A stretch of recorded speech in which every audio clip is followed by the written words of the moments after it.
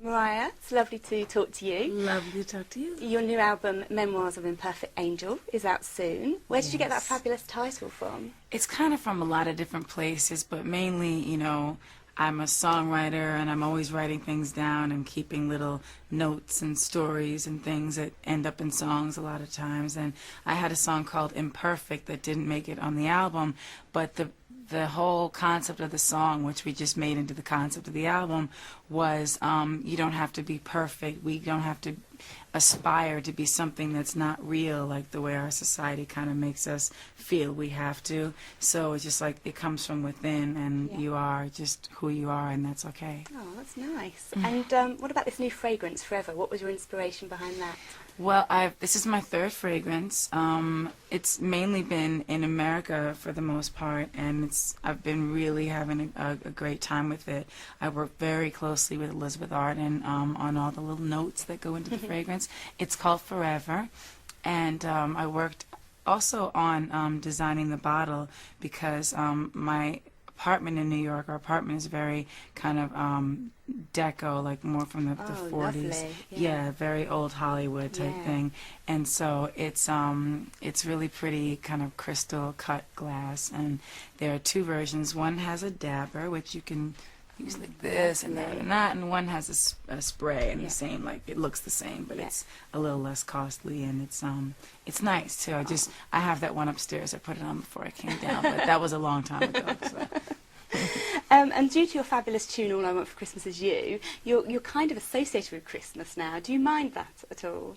I love that. I love Christmas. I love just the memory of writing that song and the fact that people still listen to it. I'm excited about it. I know there's a new remix of it coming out this year. Oh, brilliant. But the original song, even I'm like, I gotta hear that song. It starts off my Christmas.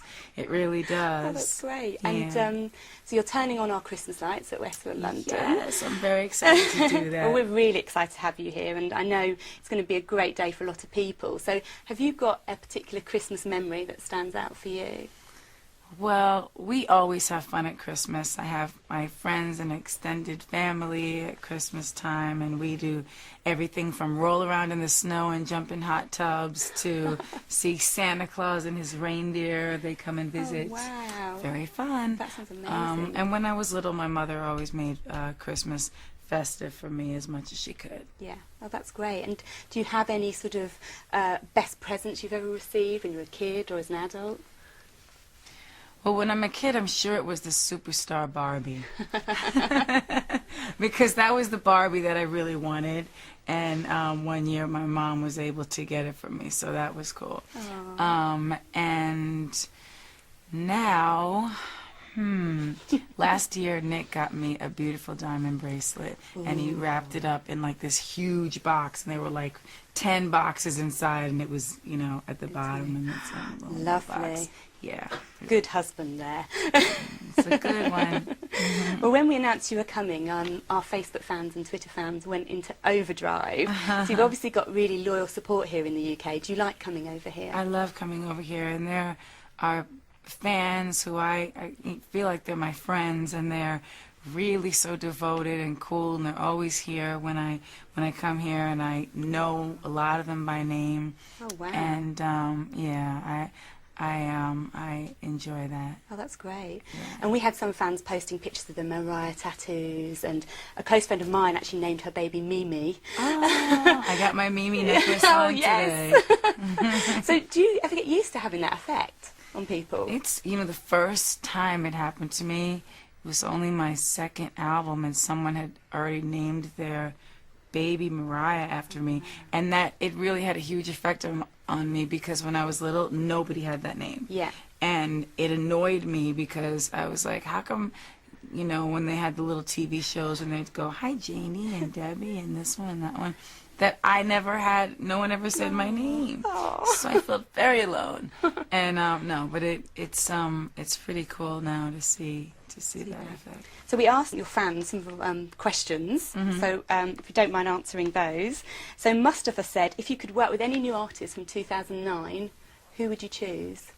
Well, actually, I have a remix album coming out that's merging the two albums, Memoirs of an Imperfect Angel and this remix album. So it's going to kind of be one, but I've worked with, on this album, I don't want to say the names, but artists from 2009. Brilliant. And artists from back in the day, like that we've kind of lost track of them, but we still love them. Yeah. And I kind of tried to bring them back, and classic artists who've never gone out of style. Yeah. So it's going to be one of those things where I think people are going to like it a lot. Wow, that sounds great.